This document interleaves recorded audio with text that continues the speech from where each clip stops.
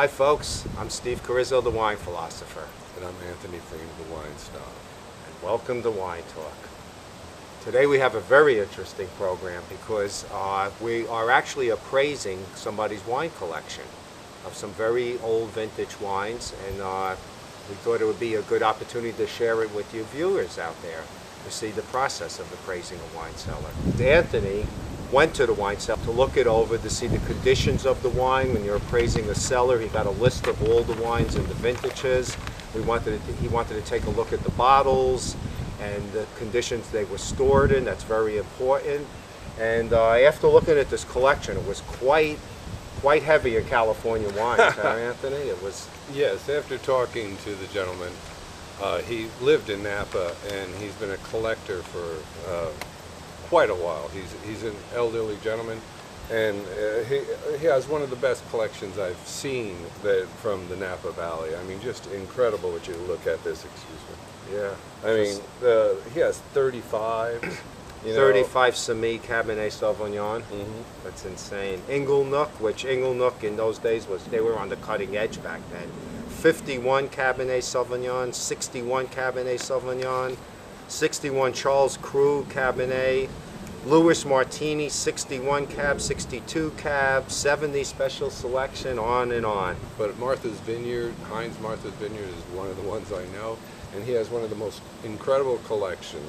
And I mean, these are in cases, not just a bottle or two, but he has 67, 68, 69, 70, 72, 74, 75, all of them, from Martha's Vineyards, Fay Vineyards, special, little magnum editions and stuff. It's just an incredible wine cellar. That's interesting. Also, I see 76 in a magnum. Mm-hmm. And also something that's new to me, I didn't realize, Heinz making a 75 Fay Vineyards Cabernet, which is the vineyard that Stag's Leap Wine Cellars makes a great wine from right now. And he has a great that's Stag's really Leap collection here, for Yeah, sure. that I mean, too. he has everything Mondavi, you can imagine. Phelps, Mhm. everybody's in here. It's star-studded. And it's not California, because he has Cristal, Dom Perignon, he has all of the French, Talbot, you name it. It's here. And we're talking vintage. I mean, his average year here is in the 60s on most of these. And When you went, Anthony, you thought the cellar was a little too humid, right? well, when we do these evaluations, we have to look at how the wine was stored. We actually have to go to see where it was stored for this whole time. So on this wine cellar, it had a few little drawbacks. One of them, it was too humid. He didn't cover the bottles. There wasn't enough ventilation. So as you can see on this bottle, which is 68, the label is a little bit frayed. It has a little too much dust and type Mold of grit kind and of mold on it. type on it. So that's a negative. Now that's not to say this isn't going to be a great bottle, but one of the reasons when we go through, like we'll say, which is the worst bottle in that thing. That's where we start, and we may not stop at one bottle. We may ask for up to 5 bottles in a large collection, just so that we can get a true evaluation. Because What we did is we picked something out of his list. He has a lot of Cabernets here, some Bordeaux's and all that, but we picked something that we thought wouldn't age that long. Mm-hmm. So we went with the 68 Lewis and Martini Barbera. Mm-hmm. Mountain Barbera, he called it at the time, which was almost a jug wine at the time, but made from the Barbera grape from Piemonte, Italy, from northern Italy, where this guy, I don't know what part of Italy he's from, but he's from Italy, and a lot of the Italian immigrants brought the grapes with them. Not that in saying it's a jug wine, but in that era in California, they were mostly jug wines. This was actually the forebearer of their reserves and the wines that they've developed into an incredible thing now.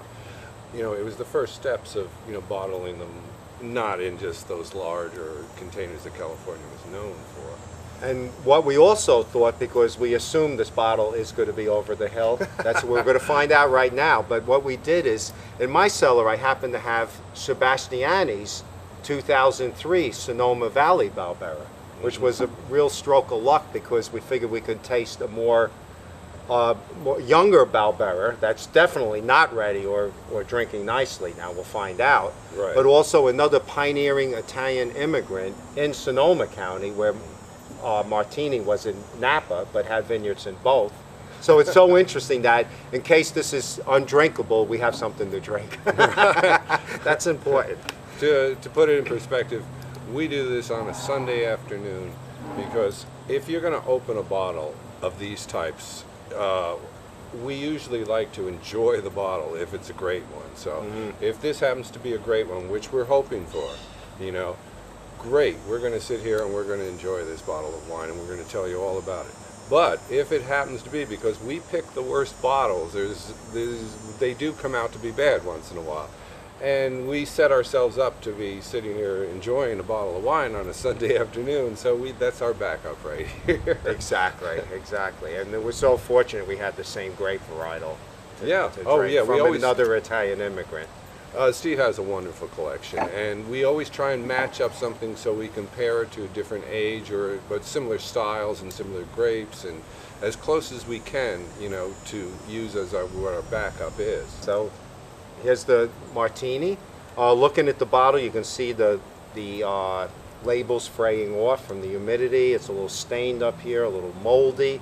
But what's surprising is the fill of the bottle. Yeah. When you buy an older wine, or you're looking to invest in one, or buy a cellar, whatever your situation is, one of the main things you look at after the condition of the label and the bottle is the fill of the wine.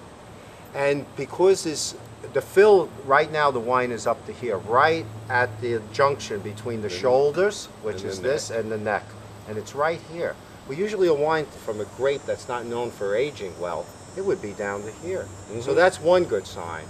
And we were talking before about this is a double-edged sword. Yeah, that his cellar was so humid that it stained the labels and made this all funky up here, but it preserved the wine from evaporating as much. The humidity in the air kept it from evaporating. That's our theory on this. Yes, because we find, and believe it or not, they can still be good, because just recently we had the fortune in people we know to have a 73 Mouton, which was his first, right? And it was that down was the to the vintage shoulders. with Picasso did the label. And we were very suspect of it because it was so low in the bottle, but it was excellent, right? It was. Because the conditions in which it kept, you know, there was such a transfer out that, you know, and we're talking, you know, neighborhood of 35 years, you know, there can be a loss, and you have to understand that. You know, you can't fault them just on their appearances. You really have to, you know, understand everything about it. You know, I mean, like, sort of get a background check on these. Yeah. But the higher the fill, the better with an older Oh, wine. for sure. And the better the condition of the labels and things, you know, it adds a value to it, without a doubt, because it meant that somebody took the care. You know, And stored it correctly, basically, yeah. And they should be covered. The best way, believe it or not, and I still have my best bottles, are in the cases, wooden cases. I don't believe in putting them on the racks. And another thing, yeah, in the marketplace, you're correct, of wine, an older vintage of wine, Bordeaux, California, whatever, if it's in the wooden case unopened, it's worth a little more. There's a premium on that. Because that's the best storage, when they're sealed in the natural containers that they have learned over years are the best way for them to store them. That to me is like they know what they're doing. So I just leave it in those boxes, you know. I mean, it may sound, you know, whatever, but that's what I do.